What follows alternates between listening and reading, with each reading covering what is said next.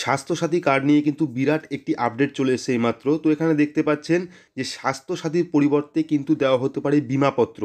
তো কেন এই পরিবর্তন, কোন উদ্দেশ্যে এই পরিবর্তন, তার বিস্তারিত দেখে নেব এবং এটাও দেখে নেব যে বিমাপত্র মূলত কী এবং বিমাপত্র থেকে আমরা কী কী সুবিধা পেতে পারি। তো আশা করছি পুরো ভিডিওটি দেখবেন, স্কিপ করবেন না। আর অবশ্যই চ্যানেল নতুন থাকলে চ্যানেলটিকে সাবস্ক্রাইব করে পাশে বেল আইকনটি প্রেস করবেন, যাতে পরবর্তী ভিডিও নোটিফিকেশন আপনারা দ্রুত পেয়ে যান। তো চলুন শুরু করি। তো এখানে লেখা আছে দেখুন, সরকারি সহায়তার নানান প্রকল্প নিয়ে দুয়ারে সরকার কর্মসূচি চলছে রাজ্য জুড়ে। তার মধ্যে স্বাস্থ্যসাথী প্রকল্পের বীমা করাতে আবেদনের এমনই ঢল নেমেছে যে তা সামাল দিতে কিন্তু কার্যত নাবিশ্বাস উঠছে প্রশাসনের। সেই জন্য বিকল্প হিসাবে স্মার্ট কার্ডের পরিবর্তে কিন্তু আপাতত মুখ্যমন্ত্রী মমতা বন্দ্যোপাধ্যায়ের ছবিসহ অঙ্গীকারপত্র দেওয়ার কথা ভাবছে নবান্ন। তো 1 ডিসেম্বর থেকে শুরু হওয়া পরিষেবা শিবিরে প্রথম সপ্তাহে শুধু স্বাস্থ্যসাথী কার্ডের জন্য আবেদন পড়েছে প্রায় 11 লক্ষ। স্বাস্থ্য ভবনের ধারণা, এই হারে চললে স্বাস্থ্যসাথীর কার্ড চাইতে পারে অন্তত 50 লক্ষ পরিবার। সেক্ষেত্রে নির্বাচনের আগে কিন্তু সকলকে স্মার্ট কার্ড দেওয়া সম্ভব নয়, কারণ রাজ্যে এত কম সময়ে 40 থেকে 50 লক্ষ স্মার্ট কার্ড তৈরি পরিকাঠামো কিন্তু নেই। শুধু স্বাস্থ্যসাথী নয়, অন্যান্য প্রকল্পের সুবিধাও কিন্তু দেওয়া হচ্ছে দুয়ারে সরকার ক্যাম্পে। তো এখানে লেখা আছে দেখুন, 20 লক্ষ পর্যন্ত স্মার্ট কার্ড নির্দিষ্ট সময়ের মধ্যে বিলি করা সম্ভব। তার চেয়ে বেশি আবেদন এলে কিন্তু আপাতত কাগজের বিমাপত্র দেওয়া যেতে পারে। ভোট পর্ব মিটে গেলে স্মার্ট কার্ড দেওয়া হতে পারে, এমনই বলছেন কিন্তু নবান্নের এক শীর্ষকর্তা।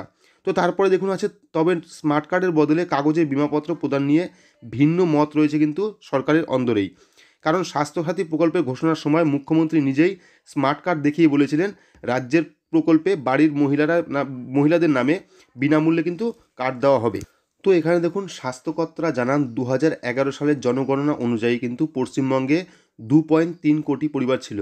তা কিন্তু এখন বের হয়েছে প্রায় 2.30 কোটি, অর্থাৎ 1 লক্ষ পরিবারে 7.5 কোটি মানুষ কিন্তু স্বাস্থ্যসাথীর আওতায় আছেন। রাজ্য ও কেন্দ্রীয় সরকারি চাকরি করেন এমন ব্যক্তিদের প্রায় 30 লক্ষ পরিবার যদি আবেদন নাও করে, তাহলেও কিন্তু 60 লক্ষ পরিবারকে স্বাস্থ্যসাথীর আওতায় কিন্তু আনতে হবে। যারা বেসরকারি সংস্থা বিমা করিয়েছেন, রাজ্যের নির্দেশে তারাও কিন্তু স্বাস্থ্যসাথী কার্ড পাওয়ার যোগ্য।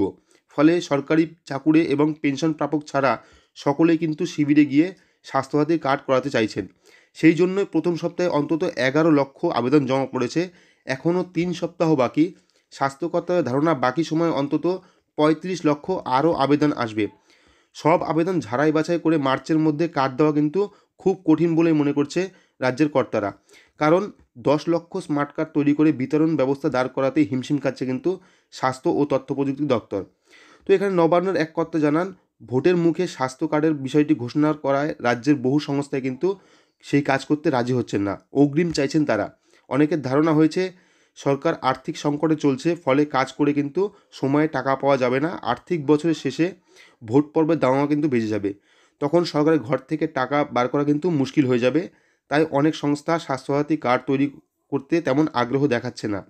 প্রয়োজনে স্বাস্থ্য ভবনে ভিন রাজ্যের সংস্থাকে দিয়ে কার্ড তৈরির চেষ্টা চালাবে বলে জানিয়েছে রাজ্যের কর্তারা। তো এই ছিল স্বাস্থ্যসাথী কার্ডের আপডেট। অর্থাৎ সরকার কিন্তু চিন্তাভাবনা করেছে যে বর্তমানে যে পরিমাণ আবেদন পড়েছে সেই পরিমাণে কিন্তু তাদের পরিকাঠামো নেই। সেই জন্য কিন্তু বাকি যে লোকজন থাকবে বা বাকি যে মানুষগুলি থাকবে তাদের কিন্তু বিমাপত্র দেওয়া হবে, অর্থাৎ একটি কাগজ দেওয়া হবে যেখানে মুখ্যমন্ত্রীর ছবি থাকবে এবং সেই রকম একটি অঙ্গীকারপত্র দেওয়ার চিন্তাভাবনা করছে কিন্তু সরকার। তো আশা করছি পুরোটা বোঝাতে পেরেছি যে স্বাস্থ্যসাথী কার্ডের বদলে আপনার বিমাপত্র কী জন্য দেওয়া হবে এবং বিমাপত্রটি কী। তো যদি ভিডিওটি ভালো লাগে তাহলে অবশ্যই লাইক করবেন, চ্যানেলটিকে সাবস্ক্রাইব করে পাশে বেল আইকনটি প্রেস করবেন। আজকের মতো এইটুকুই, ধন্যবাদ।